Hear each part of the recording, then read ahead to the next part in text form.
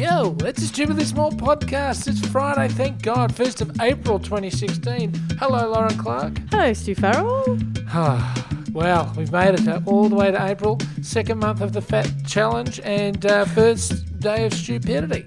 Yeah, isn't it that dumb day today? Only till midday, so if you listen to this on the 2nd of April, don't try and pull a fast one.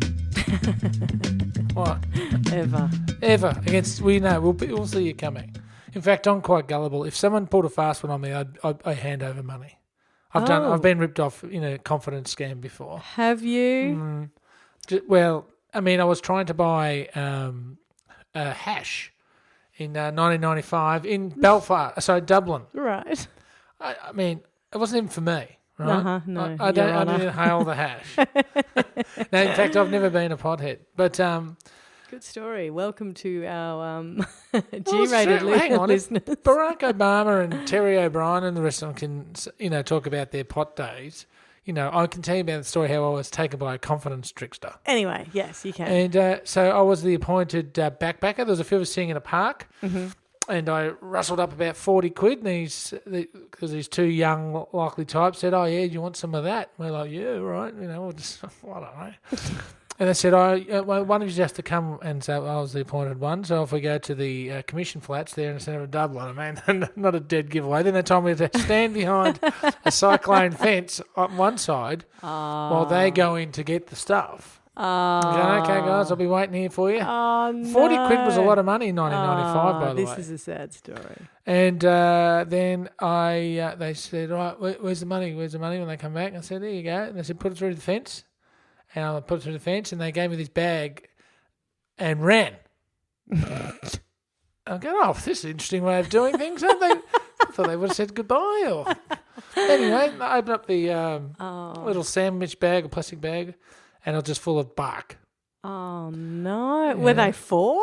I mean, this doesn't sound very sophisticated. I think they knew who they were dealing with. Here is some hash. 40... From my kitchen, which is this cubby house over here. Here is some tan bark. They had me. They knew it was clearly. A couple of young, tearaways. Probably in jail now, I hope. But I had to take the bark back to the gang who were all sitting in, I think it's St. James's Park there in Dublin.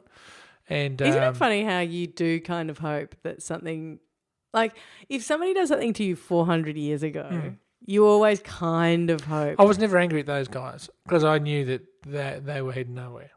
But like if somebody, my friends who I took the tan bark to are probably still hoping that I'm in jail. Yeah, right. I think I'm the villain of that story. Did you take them the tan bark? I said, "Look at this," and I was like, "Oh God." What was I going to tell you about? No, it's completely gone out of my head. Oh well. And just talking about, I love talking to you and all your revenge stories, fantasies. Revenge fantasies are quite healthy. Right. They're good. I mean, I have them all the time. Right. Not about specific people. No, only about specific right, people. Yeah. I don't have revenge fantasies about people I don't know. No. Because that would just make me a real psycho. psycho. That's insane. Why would you? That's what I mean. No. Creating a bad that's right. situation and then having this poor person doesn't even know they've wronged me. Well, no, I think that's doing the revenge fantasy. The idea is that any sort of, like, as long as it's a fantasy and it doesn't become reality, blah, blah, blah. But I'm talking about things like there was a guy who's a perfectly nice guy and I know him kind of well. I've through my... as an adult, through adult circles, and he's always been adult circles. That sounds like a matchmaking. As opposed. I know it does. Sorry, as opposed to as when we were kids, right? Right. And so you met on adult circles. Oh, shut up! My point is, we've met in real life as grown-ups, and he's been perfectly nice, and I've been perfectly nice. We've got mutual friends, and everybody says he's lovely and whatever. A little part of me will never quite forgive him for breaking my sister's nose by accident in primary school. Well, come on. Do you know what I mean? Like, but it's just like when I hear his name, I'm like, that guy.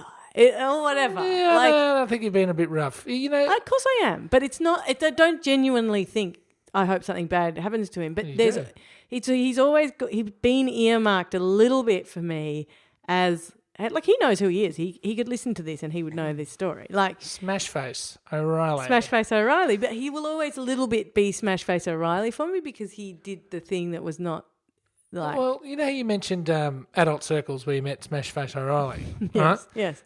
There's a little part of me Oh yeah. that wishes. I mean, I've been in a long-term relationship. I think I've been. This is not going to go well for you. Me. Whatever listen, you're about. It is. It's going to be fine. That's just a theory. Now, I mean, I reckon it must be 13 years or something like that. How old am I? Yeah, I reckon maybe about 13 years. Yeah. Even a little longer or a little less. Mm-hmm. But anyway, it was before we got together the old-fashioned way. Yes. Right? In a pub or, you know, through friends or however it was. Got drunk. Yeah. Anderson ad in the back of the local paper. And, in fact, it was got drunk, yes. Yes. And on my birthday. I've anyway. never heard that story. It's funny when it slips out. No, you've never told me that. Oh, No, you've told me about a New Year's New Year's? party. Ooh. Anyway, yeah. Don't know that one. Now I might be in trouble. But I've often thought, yes. as this relationship goes from strength to strength and grows and we become one here and we go. life mates and whatever the hell you call each other. Yeah. But in that time, also the internet dating scene grew. Yes. And it's a scene that... Do you wonder if you'd be good at it? No. Right. But I'm fascinated by it. I don't even Right. want to pick up a chick on the internet. Right. Right? Oh, wow. What a huge call. I know. And they call me a sexist pig. No, I mean, like, I'm just fascinated by the process. Yes. And I speak to single people that I know Yes. that get involved in this. Yeah. And it seems so easy. But it also seems like headaches. Yeah, you know. people can and do write books about it, and there's a lot of in fact, maybe it's something we could once we get our guests back. Adult Circle. No, we could get guests in to explain their adventures on there to us because I know a few people who are very funny about it, All right. like the pros and also the cons. Yeah, well, that sounds great because I'd love to know about it. Only because I just find it interesting. I like to look at the people. Well, do you know what? I know a couple of people who profile. have met their husband, wife, whatever, on through these means, and they say what it does is like cuts out the crap. So it's like, well, I don't want the following, so it just sifts them away. They're just not in the room. Like when That's you what I turn mean. up to the pub, I'd love to put in my settings, my wants, and see what pops out. Yeah, I see what you mean. You know what I mean? Like to but see then what there my... are other. It depends because they're all different. Oh. And what some people say is that you can have all of the likes and the same blah blah blah, and your settings could match somebody, and you could turn up, and there'd just be no zing. Whereas you could sit with somebody, and I know people who have been married for 50 years who vote differently and stuff. Do you know what I mean? Like there could be. Don't understand those people, but you know what I mean. You can be totally different in so many ways. Imagine putting in all your likes, and this is what I'd imagine would happen to me. It would be a lovely story as well as betrayal at the same time. But you put in all your likes and you think, and the one person that pops up is your current partner. Yeah, apparently that sort of thing does happen rather a lot, which is not fun. Stupid. The fun bag for Friday. Stuart. Yeah. Mm-hmm. It's Fun Bag Friday, which means that I am going to take you through a couple of things because you have revealed to me a couple of things by accident when you've done Fun Bag Friday lately about... Speaking of adult circle, it's Snapchat. No, about the emails that we get. And so I went and had a look, and we have been getting a few emails from people that I haven't been seeing, right? And bureau chiefs, hello to everyone. All the bureau chiefs are getting onto us. I love the bureau chiefs. And in fact, some of them are extremely diligent and never get called out. But we know who you are and you're wonderful. We love you. And but I just wanted to draw your attention to the fact that several weeks ago now, we called out and we said, you know what we haven't had for a while? We haven't had a phone call, like a voicemail into the show. Yes. And when we started, we had Jenny Niven reading us a poem. We had all sorts of wonderful... Thomas Caldwell rang up with all sorts of problems that he wanted solved. And things. So I thought, let's activate the listener base. We know we're getting new listeners. We know that this... So let's ring in. Do you think with our sort of larger listener base now... Yeah. that the quality of phone calls would increase, Obviously. would improve. Obviously, you'd think that, right? So have a listen to this, from Stu. poetry to this. To this. This is it, yeah.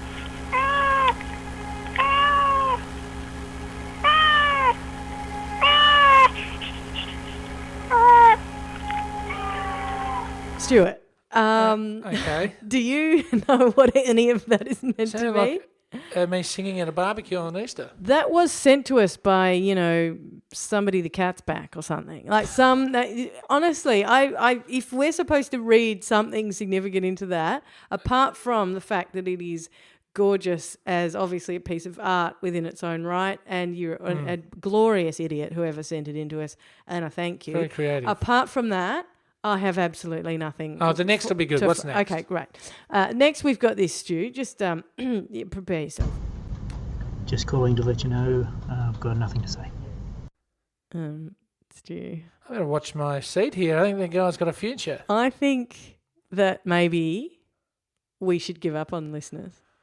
Oh, you're saying do not direct them to the voicemail number? No, don't, because come on. We did a call out.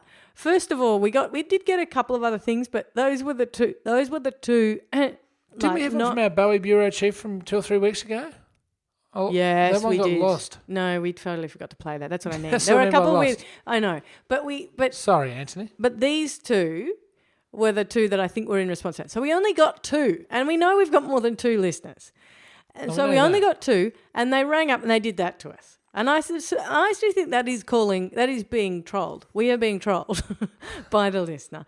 And it's very postmodern of them, the way they're doing this. And I enjoy it greatly. But please don't call by going to the website and going to the voicemail tab and just pressing record. Don't do that.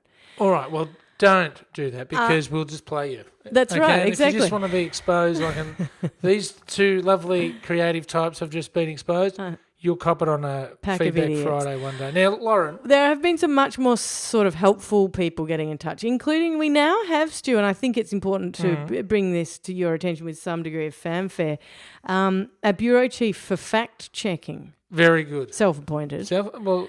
All bureau chiefs are David. self-appointed. I know, but this is just I like that he's put in brackets self-appointed. I'm going to have to add him to my bureau chief map that I have been compiling. You have not. I have so. It's have you all really? on my phone. Well, anyway, he is letting you know, everybody, lots of people were in touch about the fact that, yes, Easter Tuesday was a public holiday in Victoria, and then it was murdered by Jeff Kennett. Lots of people have been in touch about, he was also one of the ones in touch about Thor. Yes, let me know that Thor, the god of thunder, was a god from Norse mythology. I beg your pardon? Norse mythology, not Greek, as stated by our man of religious knowledge and general partial know of things me. Right. And also we did have some Twitter help there, so thanks to those guys as well. Anyway, look, so we do have some people with some semblance of a sense of, what's going, how the world works. But perhaps they're not the ones leaving voicemails. No, and thank you also to Len White, who sent a very funny email as well, just as an aside. Nice. All right, Stu. Look, I think without further ado, we should stumble into the weekend because we know what better way to do that. What a than week. to Started off with a public holiday. Yeah. Started off with crankiness and we ended with friends and family. Yeah, even though they're Maggie idiots. the cat person's your family, I'll take claim. No. Stuart, will I see you on Monday? Without a doubt. Excellent. I look forward to it. See you then, my friend. Bye-bye.